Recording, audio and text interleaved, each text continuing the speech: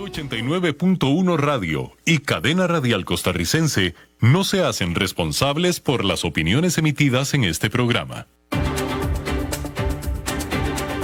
Transcomer, puesto de bolsa de comercio, presenta A las 5 siempre con Fernando Francia.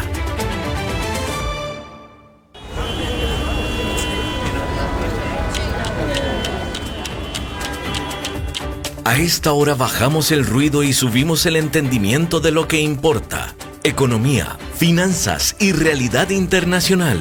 Inicia A las 5 siempre, con la conducción de Fernando Francia, de lunes a viernes a las 5 de la tarde, aquí por CRC 89.1 Radio. Hola, ¿qué tal? Bienvenidos. Son las 5:01 de la tarde. Hoy es miércoles 5 de noviembre de 2025. Y esto quiere decir que usted va a estar informado de lo más importante de la economía y las finanzas y de la actualidad internacional. Transmitimos desde Costa Rica para todo el mundo por la 89.1 FM, ya usted lo sabe, cadena radial costarricense con repetición a las 10 de la noche, y también lo puedes ver por streaming live y muy pronto en el YouTube a las 5 siempre. La producción, como siempre, a cargo de Mauricio Sandoval desde Colombia, y hoy Kenneth Apuy en los controles, aquí haciendo posible esta transmisión en CRC 89.1. Como siempre, tenemos informaciones del mundo financiero, de la economía global, de la geopolítica, y hoy vamos a dar vuelta al programa porque tenemos a nuestra invitada que ya está conectada, y vamos a analizar qué resultados nos dio el día electoral en Estados Unidos ayer martes. Fueron unas elecciones particulares y vamos a analizarlo con Ana Patricia Candiani, periodista radicada en Estados Unidos. Así que pues vamos directamente con la entrevista, que vamos a dar vuelta al programa. Después vamos a comentar las noticias y a dar las noticias de hoy del mundo económico y financiero. Ana Patricia, ya te tenemos en línea. ¿Cómo estás? Hola, ¿qué tal, Fernando? ¿Cómo estás? Gracias por la invitación. Qué gusto tenerte de nuevo aquí en el programa, y como siempre, pues siempre amiga de A las 5 siempre. Ahora, muchas gracias, Ana Patricia. Y mucha información habrás tenido que procesar anoche y hoy. Estás ahí un poco en el epicentro de una jornada electoral un tanto particular, ¿no? Sí, sin duda, una jornada que trajo mucha alegría para los seguidores de Zohran Mamdani, alguna angustia para quienes no querían que llegara a la presidencia, digo, a la alcaldía de Nueva York. Ya lo estoy haciendo presidente, imagínate tú. Es que pensé inmediatamente en la respuesta del presidente Donald Trump. Él era uno de los que no quería precisamente que este demócrata que se autodefine como socialdemócrata ganara estos comicios, y él estuvo apoyando al candidato independiente, el exgobernador demócrata Andrew Cuomo. Le pidió a su propio candidato del Partido Republicano, Curtis Sliwa, que se saliera de la contienda con tal de que no ganara Zohran Mamdani, como lo estaban marcando las encuestas, y amenazó a los neoyorquinos para que no votaran por Zohran Mamdani, diciendo: si gana este socialista, yo no le voy a dar fondos federales a la ciudad de Nueva York. Cosa que no se puede hacer, o sea, no le puedes negar los fondos por quien haya decidido la gente, pero el presidente Trump amenazó.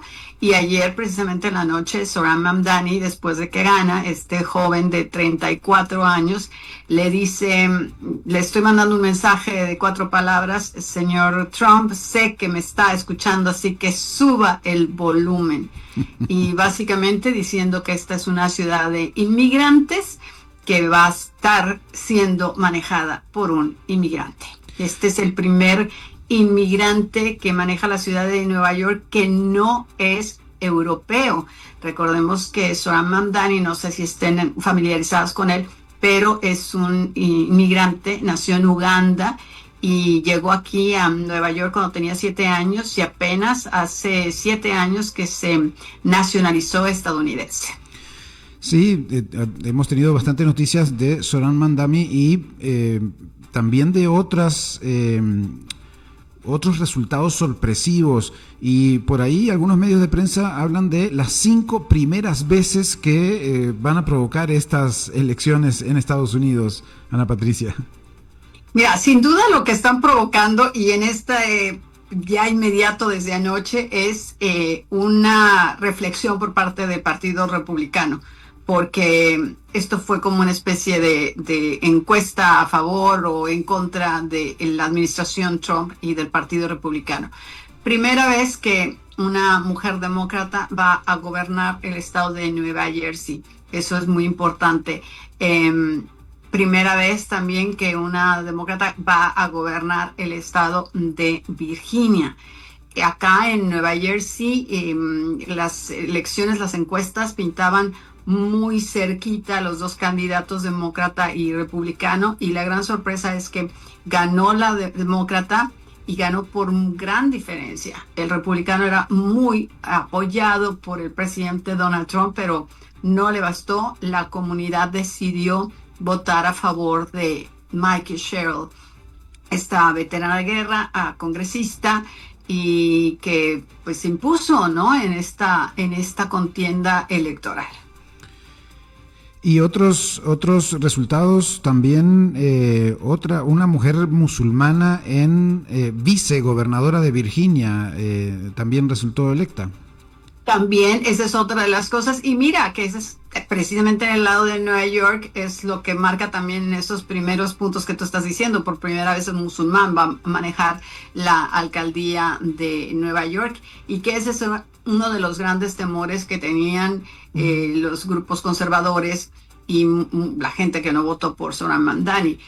A Zohran Mamdani lo han calificado como antisemitista porque él ha criticado la andanada bélica de Israel contra Gaza, ha llamado genocidio, pero él ha especificado que él no es antisemita, pero también le achacaban que era precisamente no nacido en Estados Unidos, pero especialmente musulmán. Y él ayer dijo eso: soy joven a pesar de que he querido crecer, soy musulmán y soy socialdemócrata, y no me voy a disculpar por ninguna de esas tres cosas. Así que estamos viendo personas musulmanas en puestos muy importantes en el país. Y este tema se había promocionado un poco esta jornada electoral como un testeo a Trump y a los republicanos, y decías adelante al inicio de la entrevista que había preocupación entre los republicanos. ¿Cómo se ve? De alguna manera son pocas elecciones. Hubo también una elección en California, hubo otra en Massachusetts.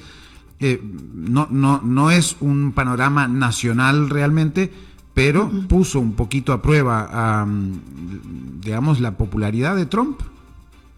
Claro, y recordemos además que el próximo año hay elecciones de medio término, que se vota por los representantes a la Cámara de Representantes y al Senado.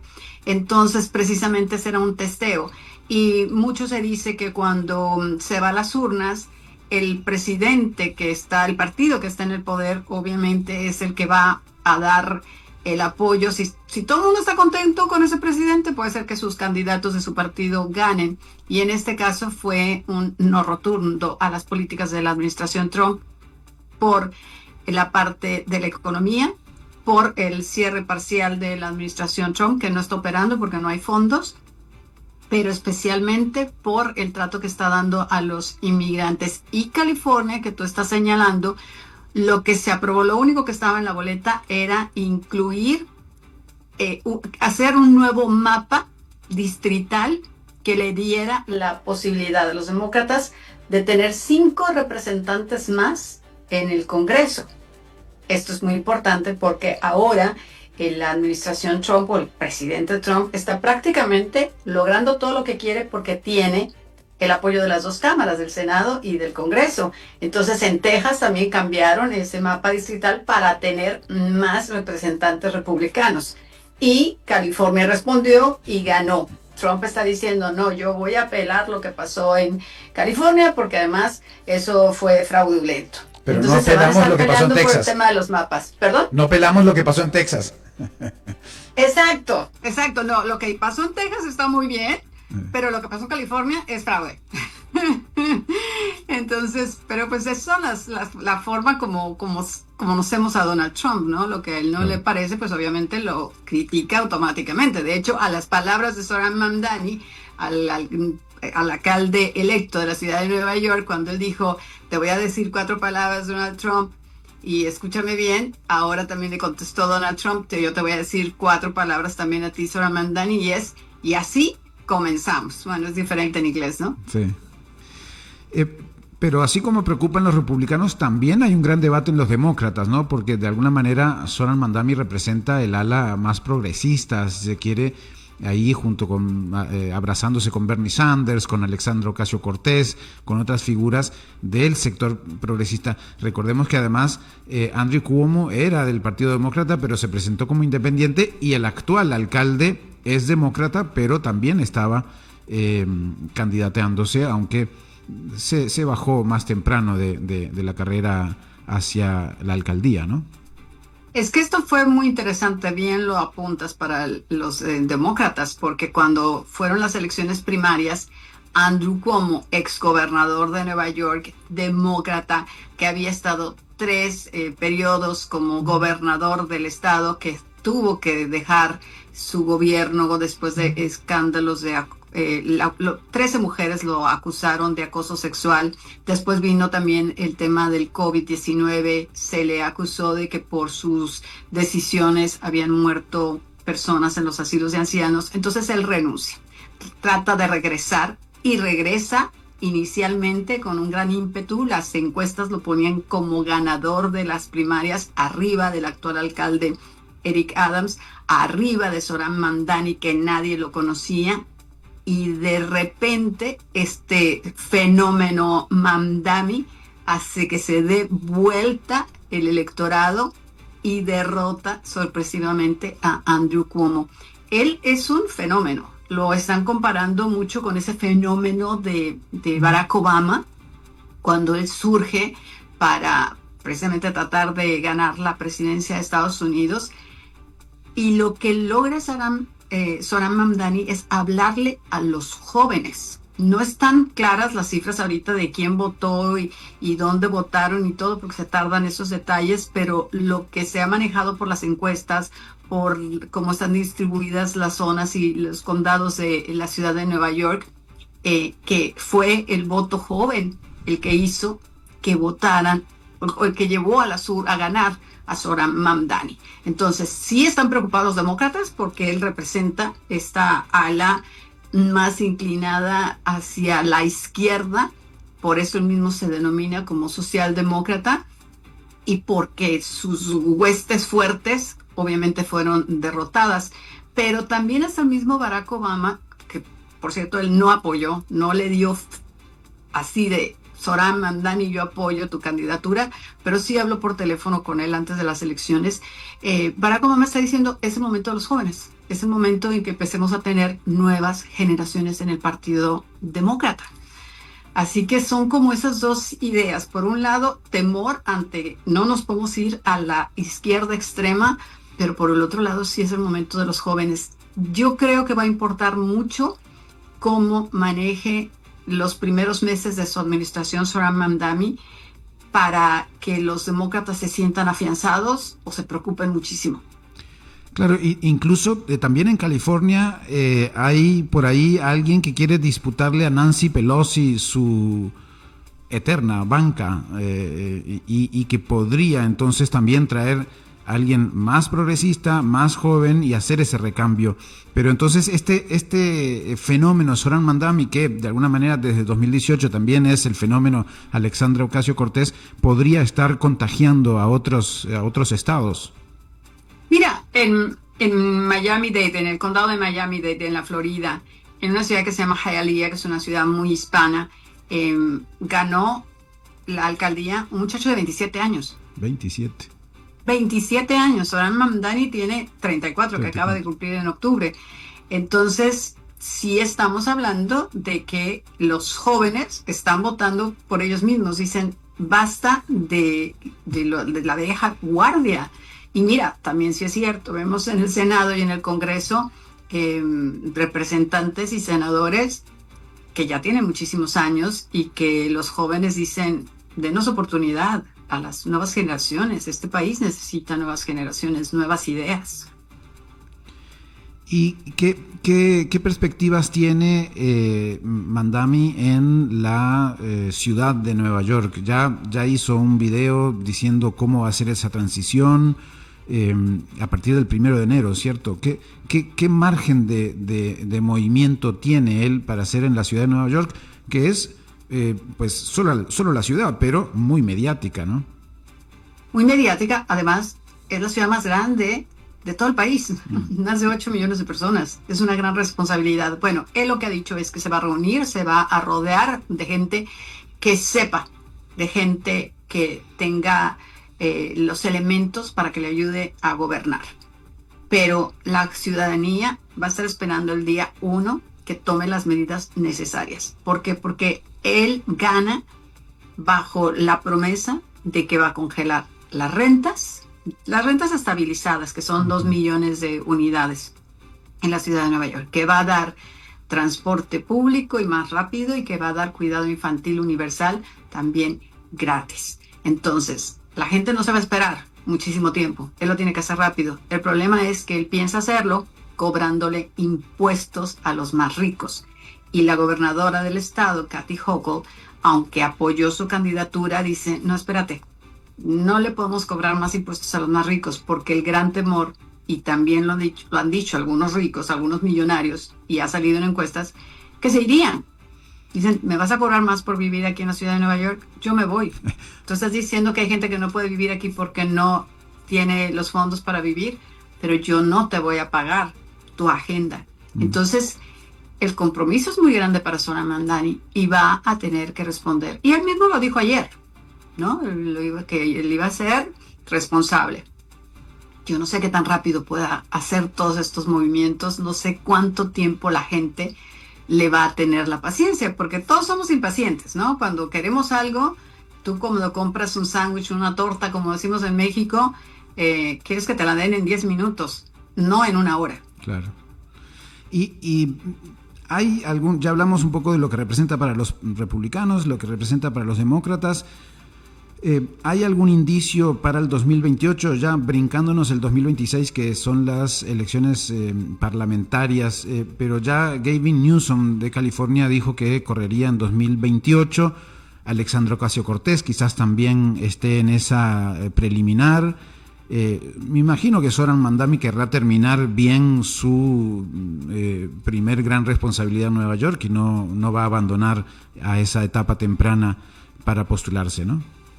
Sí, no, y además yo creo que le estaría dando un golpe muy fuerte a alguien que lo apoyó en su campaña a la elección, ¿no? Que es Alexandria Ocasio-Cortez. No puede decir, no, espérate, yo sigo. No. Claro.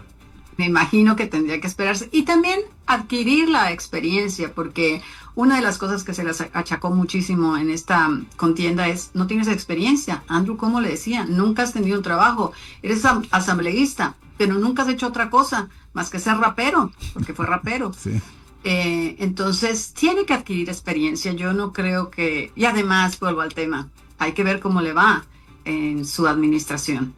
Gavin Newsom sí ha sido como medio sí, como que no, medio que sí, medio que no, pero pues él no descarta, ¿no? Que se vaya a lanzar para la presidencia. Va a ser muy interesante porque se necesita gente con ideas nuevas en este país.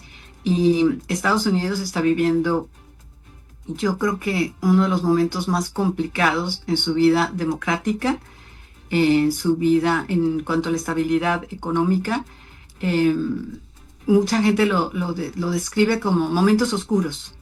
Y yo creo que esto va más allá del partido político, de la afiliación política que tenga la gente. Hay mucha gente que siempre va a ser fanática de Trump, no importa qué suceda, pero hay mucha gente que siguiendo a Trump siente que el país no está en el rumbo que debería estar, ¿no? Y la última ya para que vos, te libero para que vos estés con tus ocupaciones, pero viste que la Corte Suprema en Estados Unidos desde Washington puso en duda la legalidad de los aranceles globales impuestos por Donald Trump. ¿Se ha dicho algo más de esto? No, pues imagínate, el problema es que, ya es la Corte Suprema, y el problema para Trump, esto ya es la Corte Suprema, porque una de las cosas que está pasando, hablando de esos momentos oscuros que estamos viviendo en Estados Unidos, es que Trump decide algo, una corte de apelaciones o una corte de distrito falla en su contra y entonces al final la Corte Suprema le da la razón a Donald Trump. Este no es el caso. Uh-huh. Pero no sé con qué as bajo la manga podría salir Donald Trump, porque esa es una de las cosas con las que ha basado su política económica. Ese es uno de los golpes que le ha dado a todos los países y con el que ha tratado básicamente de chantajearlos para hacer lo que él quiere. Pero el problema es que estos aranceles están sin duda afectando a los mismos productores de aquí de Estados Unidos. Claro. Bueno, pues con eso terminamos esta conversación. Ana Patricia, qué gusto de que estés por acá y te tendremos pronto, seguramente, porque mucha información sale de por allí donde andás, Ana Patricia Candiani. Fernando, un abrazo y gracias. Nos vemos a la próxima, nos escuchamos a la próxima. Buenísimo, era la periodista Ana Patricia Candiani. Ella tiene una amplia trayectoria en medios internacionales, conduce noticieros de Univisión en Nueva York y cubre pues a diario todos estos temas que tratamos una pinceladita hoy. Y bueno, directamente de este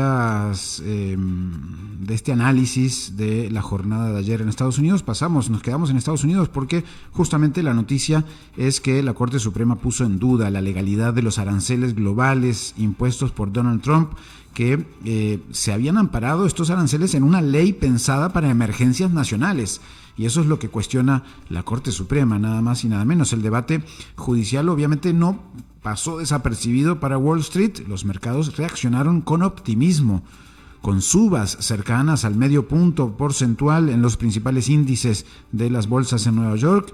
Y empresas como Ford, General Motors, Caterpillar, altamente expuestas al comercio internacional, por sus partes, celebraron esa posible distensión arancelaria, pero todavía falta esperar a ver qué pasa con esta resolución.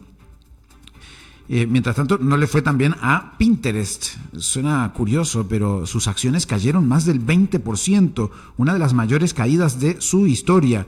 El motivo es que ingresos publicitarios por debajo de lo esperado afectaron las márgenes de grandes minoristas que también sufren el peso de los aranceles. El dato no es solo corporativo, muestra que la publicidad digital es cada vez más sensible al ciclo económico. Y en Somerville, justamente esta jornada electoral, esta ciudad vecina a Boston, Massachusetts, se convirtió en la primera ciudad de Estados Unidos en aprobar en las urnas una medida a favor de desinvertir en empresas vinculadas con Israel. La propuesta fue respaldada por más del 55% del electorado este martes en una consulta impulsada por el grupo Somerville por Palestina. Aunque la votación no es vinculante, marca un precedente político y simbólico en el país. Activistas señalan contratos locales con Hewlett Packard y Caterpillar como parte del problema. En 2024, Somerville también fue la primera ciudad de Massachusetts en aprobar una resolución por el alto al fuego en Gaza. Así que ahí lo tienen, esta también fue parte de esta elección, de esta jornada electoral el martes 4 de noviembre. Seguimos en América Latina porque en México el Grupo Aeroportuario del Sureste sorprendió al confirmar su interés por una operadora de infraestructura en Brasil. La operación busca diversificar su negocio más allá de los aeropuertos e ingresar en el rubro de autopistas y metro. El mercado lo aprobó, las acciones de Azur. El Grupo Aeroportuario del Sur las acciones subieron más del 2%. Y en Argentina hay señales preocupantes sobre el consumo. Las familias usan la tarjeta de crédito para comprar alimentos, lo que refleja una pérdida del poder adquisitivo. Al mismo tiempo, las pequeñas y medianas empresas industriales alertan sobre exceso de inventarios y un boom de importaciones, con miles de nuevas licencias habilitadas en el último año. El próximo gobierno deberá encontrar un delicado equilibrio entre reactivar la demanda y no desbordar el gasto. Y también en Argentina el dólar mayorista cayó por segunda jornada consecutiva, pese a que el Banco Central de Argentina bajó las tasas. Hay expectativa en torno a una licitación clave del Tesoro para renovar deuda de 10 billones de pesos argentinos. El desafío es evitar que esa operación presione al alza la brecha cambiaria o las expectativas de inflación. Y pues en el mundo del comercio electrónico, Mercado Libre, esta empresa nacida en Argentina pero ya multinacional, lanzó una fuerte advertencia. Pide reglas parejas frente a Shein y a Temu. Acusa a estas plataformas de competencia desleal y alerta sobre el impacto en el empleo y los márgenes en toda la región. Se viene una discusión regulatoria clave en materia de pagos, logísticas y subsidios locales, evidentemente.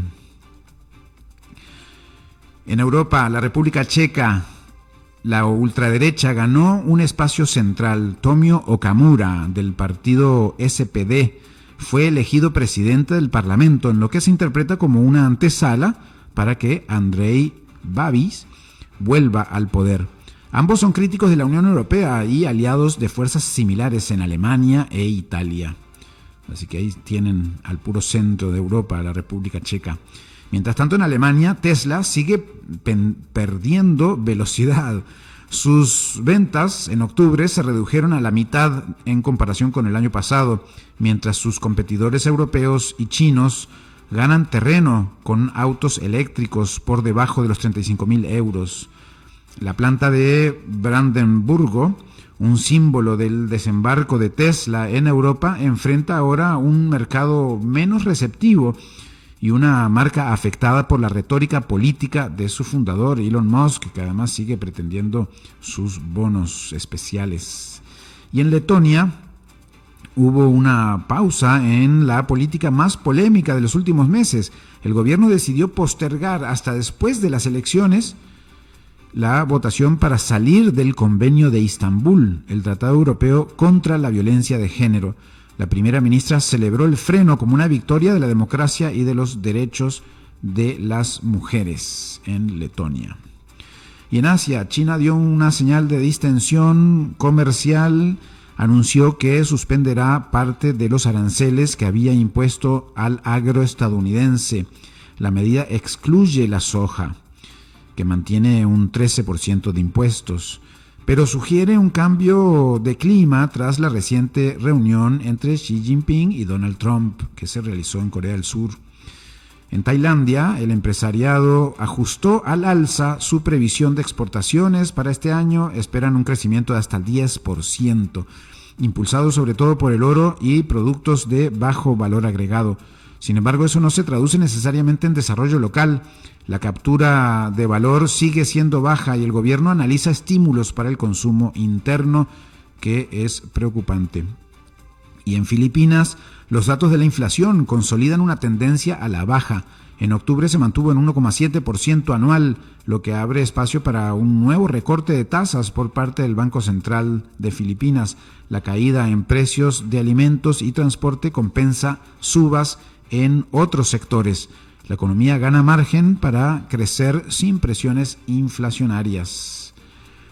Y en África, en Tanzania, la Unión Africana denunció que las elecciones del 29 de octubre no cumplieron estándares democráticos. Hubo reportes de manipulación, expulsión de fiscales opositores, restricciones a observadores. Tras días de tensión, el gobierno relajó el toque de queda y estableció parcialmente el acceso a Internet. Hablábamos ayer también del conflicto en Tanzania que se mantiene. Y en Nigeria, por su parte, se rechazó la designación de Estados Unidos como país de especial preocupación por temas de libertad religiosa. decir, en Estados Unidos se señaló a ese país como especial preocupación por temas de libertad religiosa y los nigerianos rechazan eso. La acusación escaló cuando Trump sugirió una posible acción militar si no cesa la violencia contra comunidades cristianas. Abuja busca frenar sanciones que afectarían su economía. Y mientras tanto en Sudáfrica se atraviesa una desaceleración, pues su índice de actividad cayó por debajo del nivel de expansión. Si bien bajaron los costos de insumo y mejoraron los tiempos de entrega, las ventas internas y las exportaciones siguen en retroceso, un alivio para la inflación, pero un desafío para el crecimiento. Aún así, Nigeria logró emitir deuda en dólares con buenos resultados. La anterior nota era de Sudáfrica y ahora en Nigeria hay buenos resultados, pues colocó más de 2.200 millones de bonos a 10 y 20 años y lo hizo a tasas más bajas de lo previsto. Los mercados premiaron sus reformas económicas, aunque el ajuste sigue siendo duro para la población. Tanto que está pasando en África, poco que vemos en las noticias en nuestros países, así que quizás valga la pena pronto tener algún analista para entender África y todos sus conflictos y sus movimientos económicos. Vamos a área empresarial. La Agencia Internacional de Energía proyecta, global y empresarial, la Agencia Internacional de Energía proyecta un salto explosivo en la demanda de minerales críticos como litio, cobalto, grafito y tierras raras. Ya saben que tierras raras son otros minerales estratégicos. Entre autos eléctricos, energías renovables e inteligencia artificial, el mundo necesitará hasta 150% más de algunos de estos insumos clave en los próximos 5 años. La gran pregunta es, ¿quién controla la cadena de suministro? Hoy la respuesta, ustedes ya saben cuál es, sigue siendo China. Y en Davos, el Foro Económico Mundial advierte sobre 3 posibles burbujas en el horizonte: criptomonedas, inteligencia artificial y deuda pública. No hay pánico, dicen en el Foro Económico Mundial, pero sí una llamada a la prudencia. Los mercados están en máximos, las tasas aún son altas y las valuaciones están bajo presión. Así que se alerta de posibles burbujas. ¿Recuerdan la burbuja inmobiliaria Antitos del 2008 que generó, pues a la postre, gran crisis mundial? Bueno, se habla ahora de burbujas de criptomonedas, inteligencia artificial y deuda pública.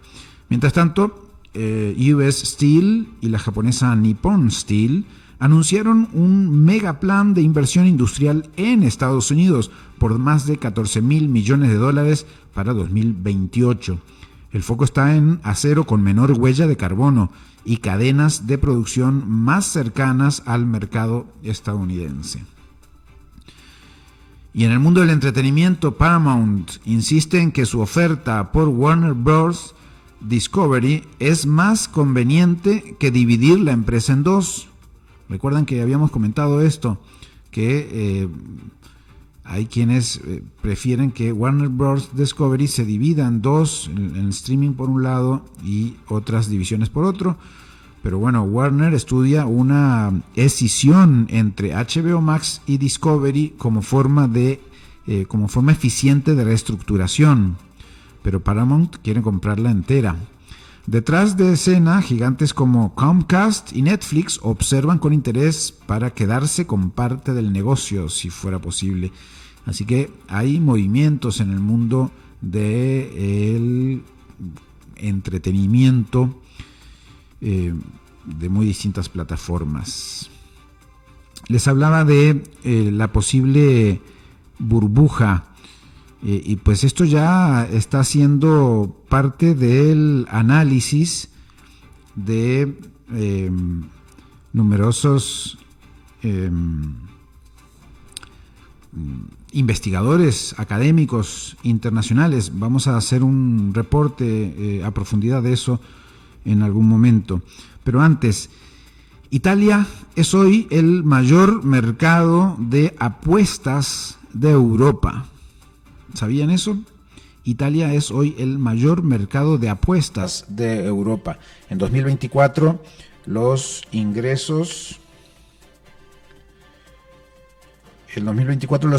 brutos del juego, lo apostado menos lo pagado en premios, ¿no? Es decir, las ganancias, sumaron 21.000 millones de euros. La expansión de apuestas online y las aplicaciones lo hizo instantáneo y masivo. Detrás del boom, una tensión política. El Estado recauda fuerte mientras crecen los costos sociales. La Iglesia Católica pidió controles más duros. El cardenal Matteo Zuppi había sonado como posible sucesor del Papa. El cardenal Matteo Zuppi advirtió que el juego arruina y destruye las relaciones. Pero el gobierno de Giorgia Meloni, que reivindica valores de familia, tiene un dilema entonces. Más regulación puede reducir daños, pero también reducir ingresos fiscales. El mapa social es elocuente.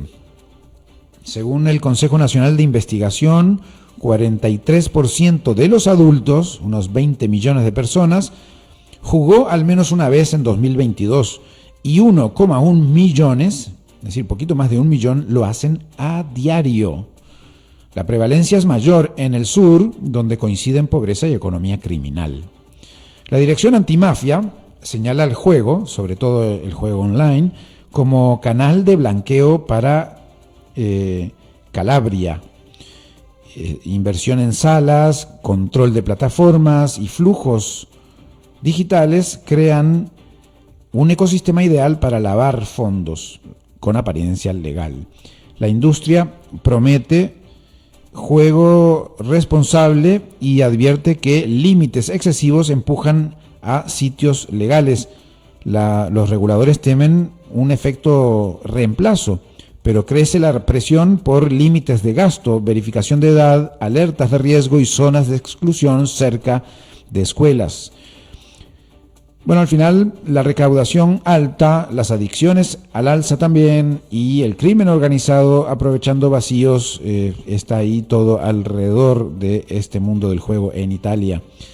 El país que camina en la cuerda floja, proteger hogares sin desarmar, pues de golpe, una maquinaria fiscal que sin duda hace ingresos de dinero al fisco. El ruido de las tragamonedas no tapa la cuenta final. Si el costo social supera la recaudación, pues el negocio ya no va a cerrar. Vamos a hacer una muy breve pausa y enseguida seguimos con más información y más adelante también tenemos la columna de tecnología de Daniel Hernández.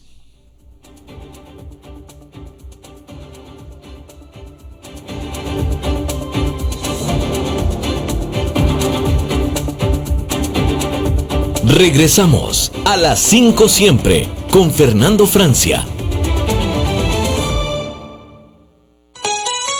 Cuando vos estás bien, todo a tu alrededor mejora. Tu familia, tus amigos, tus planes, tu tranquilidad. Eso es tener una vida bien invertida. Comenzá a invertir en Transcomer.com. Expertos en inversiones inmobiliarias desde hace más de 20 años. Transcomer, una vida bien invertida.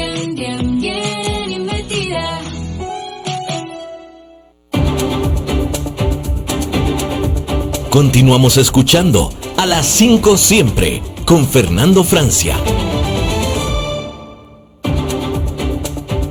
Bien, les hablaba del boom de la inteligencia artificial que está siendo analizada por distintos investigadores y sale una nota en Harvard Business Review que se pregunta si la inteligencia artificial es un boom o es una burbuja. Y lo que encuentra es que la inteligencia artificial está en boca de todos, por supuesto,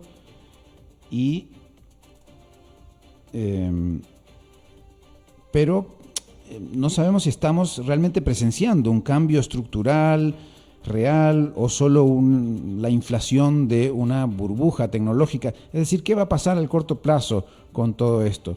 Esa es la pregunta que se hace Paulo Carvalho, en un análisis reciente para Harvard Business Review, en el que advierte que los paralelismos con la burbuja de las .com no son menores. Recuerdan la burbuja de las .com a inicios de este siglo. No sé cuántos de ustedes vivían en ese momento. Imagino que unos cuantos sí, pero algunos no. Depende. Díganme ahí si quieren en los comentarios de Facebook, si estaban aquí y si recuerdan la burbuja de las .com.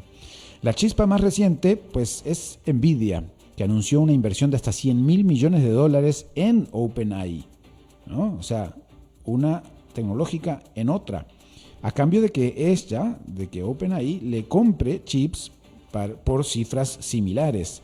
Pocos días después, OpenAI hizo un trato equivalente con AMD.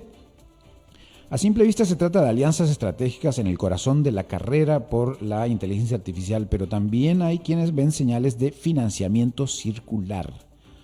Oigan, este concepto, financiamiento circular, ya se imaginan por dónde va.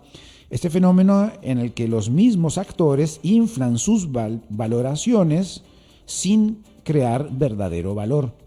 Tal como ocurrió en los años 90, cuando empresas de telecomunicaciones se financiaban mutuamente proyectando una demanda futura que nunca llegó.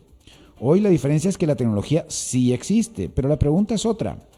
¿La adopción será tan masiva y rentable como se espera? Posiblemente masiva sea, pero rentable. Las cifras hablan por sí solas. Las 7 principales empresas tecnológicas, las llamadas las 7 magníficas, concentran más de 1/3 del valor de todo el Standard & Poor's 500. O sea, de las 500 más importantes del índice bursátil de Estados Unidos, 7 son la tercera parte. Es el doble de lo que concentraban las grandes tecnológicas en el año 2000, justo antes de la explosión de la burbuja.com. Al mismo tiempo hay una desconexión creciente entre el entusiasmo de los consumidores y la cautela de las empresas. Millones de personas usan ChatGPT, pero las empresas avanzan más lentamente. Un estudio del MIT, el Massachusetts Institute of Technology, advirtió que las ganancias de productividad son limitadas si no se integra la inteligencia artificial dentro de los flujos de trabajo reales. Y aunque el 78% de las compañías ya dicen usar inteligencia artificial, según el índice de inteligencia artificial de la Universidad de Stanford, muchas se topan con barreras como la privacidad, la seguridad, los costos y la incertidumbre regulatoria. El riesgo, advierte el investigador Carvalho en Harvard Business Review, es que se esté construyendo una infraestructura multimillonaria con data centers, chips y modelos fundacionales antes de que exista una demanda empresarial suficientemente sólida. Si esa demanda no llega, podríamos estar frente a una sobrecapacidad como la que ocurrió con el cable de fibra óptica en el año 2001. Así que ya saben que esto entonces se complica y empieza a dar ese aroma a burbuja financiera. Pero vamos a ver qué es lo que pasa, pues, en los próximos días, meses, años, tal vez. Bien, y creo que estamos listos ya en conexión con Daniel Hernández. ¿Todavía no? Vamos a ver si tenemos por acá otra información. Mientras tanto, ya va a llegar. Vamos a ver.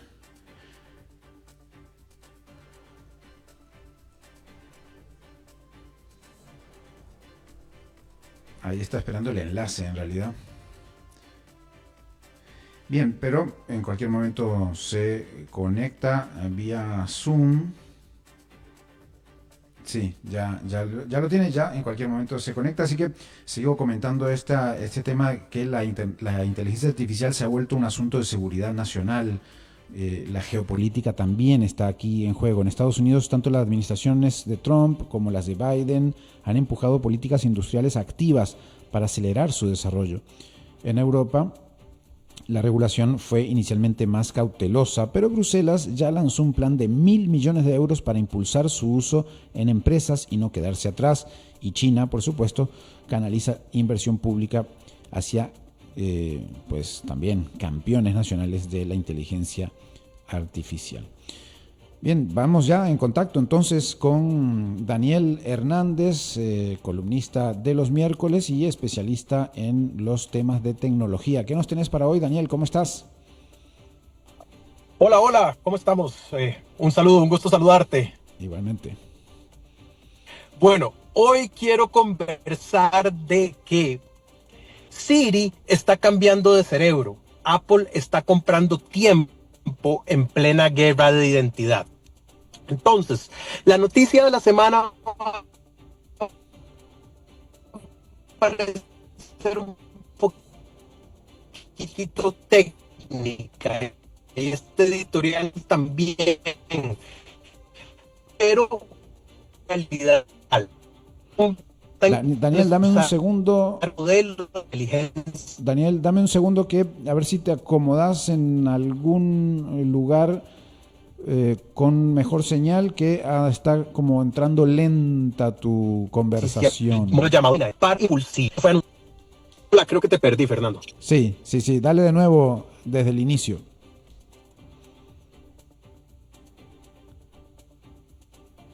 Bueno, la tecnología nos ayuda a la columna de la tecnología. Exacto, creo que estoy teniendo problemas de conexión. Cuéntame aquí cómo me escuchas. Ahí te escucho bien, un poco lento, pero bien. Hola, hola. Aquí me escuchas mejor. Bueno, sí. Si no me escuchas bien, me interrumpes y con mucho gusto intentamos, pero creo que aquí estamos en el lugar correcto. Siri está cambiando de cerebro. Apple compra tiempo en plena guerra de identidad. Entonces, la noticia de esta semana va a parecer técnica, pero en realidad es cultural. Apple está en conversaciones para usar el modelo de inteligencia artificial de Google Gemini para impulsar la próxima versión de Siri. Siri es el asistente del iPhone, pero ahora va a funcionar con el cerebro de Google. Y esto ocurre después de meses en los que Google ha estado burlándose abiertamente de Apple en su campaña publicitaria conocida como vainilla. ¿Okay? En inglés, el término vainilla se utiliza como para un sabor blando, como para un sabor sin emoción, para un sabor que verdaderamente no ofrece nada más que una buena base. Entonces, Google lanzó una ofensiva de marketing muy simple. El iPhone es bonito, sí, pero ya no es tan inteligente.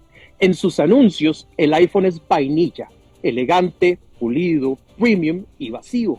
Mientras que los teléfonos Pixel se muestran como teléfonos que piensan nativos en inteligencia artificial. La idea pegó porque tenía un punto. Siri se quedó atrás. Mientras Google, OpenAI y Microsoft avanzaban a la velocidad del laboratorio, Apple seguía funcionando al ritmo anual, al ritmo de presentaciones semestrales, al ritmo de calendario. La industria pasó a inteligencia artificial conversacional y agentes inteligentes, y Apple se quedó atascado con su asistente del 2015. Ahora, si bien es cierto, Apple está comprando tiempo, Apple también hace una admisión de que no está lista. Su modelo interno de inteligencia artificial todavía no razona al nivel del ChatGPT 4 o de la versión anterior de Gemini. No mantiene contexto largo, no opera como un agente autónomo. La inteligencia cambió la métrica de ventaja competitiva. Antes ganaba el que tenía la mejor cámara. Hoy va a ganar el que tiene el mejor cerebro. Por eso Apple está haciendo algo nunca antes visto en su historia moderna. Y cuando hablamos de su historia moderna es devolvernos al tiempo en lo que peleaba contra Microsoft en el sistema operativo, de cuál sistema operativo iba a suceder.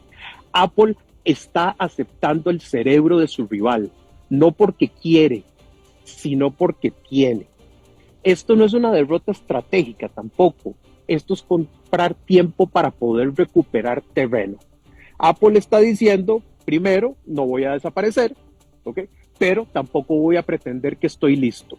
Prefiero integrar hoy que quedarme por fuera mañana.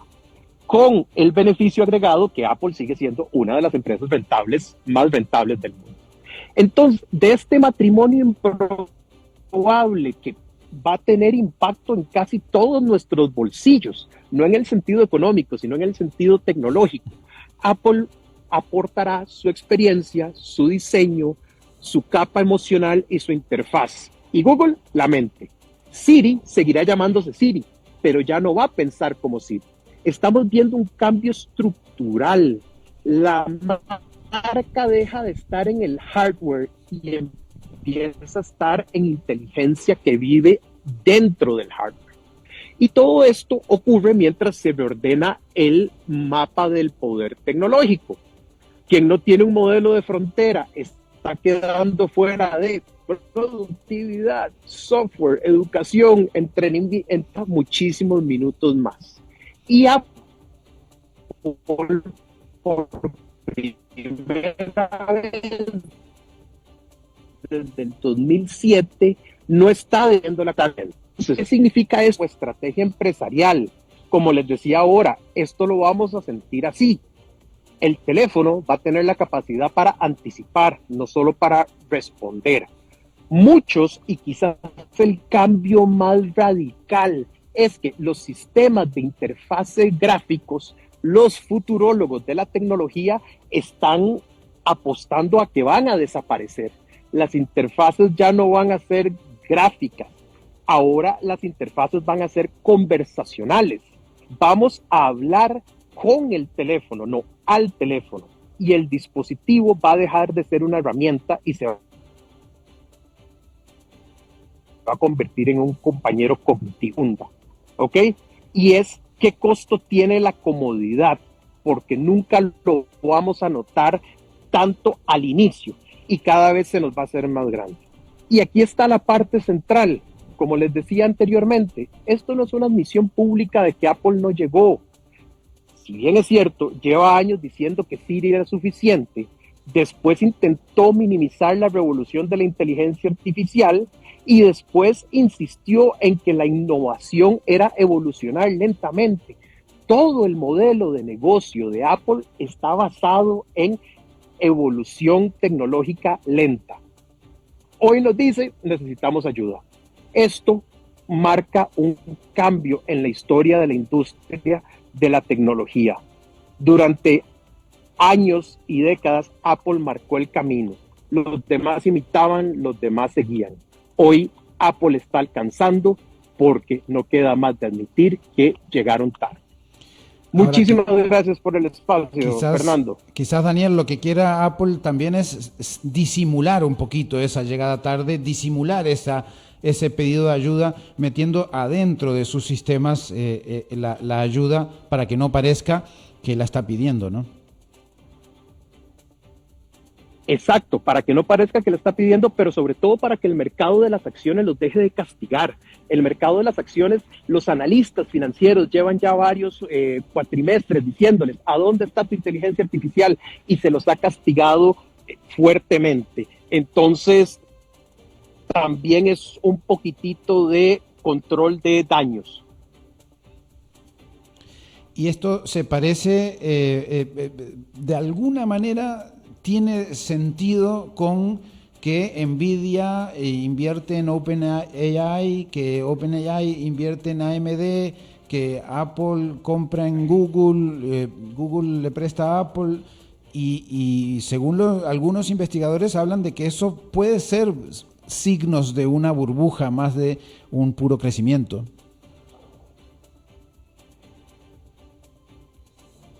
¿Se nos fue Daniel? Bueno, se nos fue Daniel. En efecto, hay una película muy buena que se llama ¿Me escuchas? Sí. Por aquí estoy.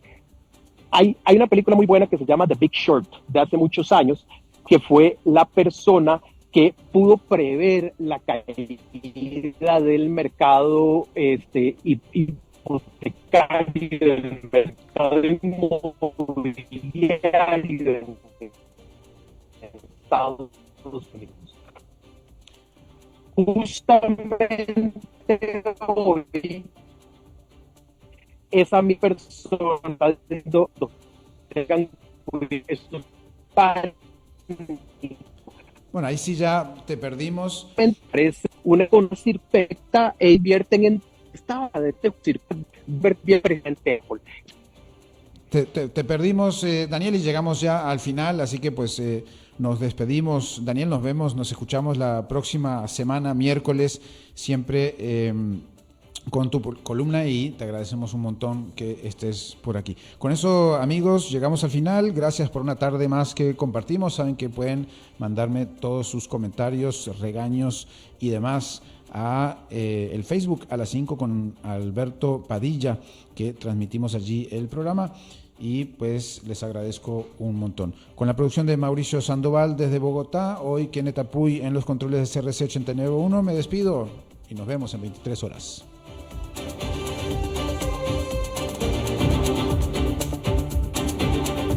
A las 5 siempre con Fernando Francia fue presentado por Transcomer, puesto de bolsa de comercio.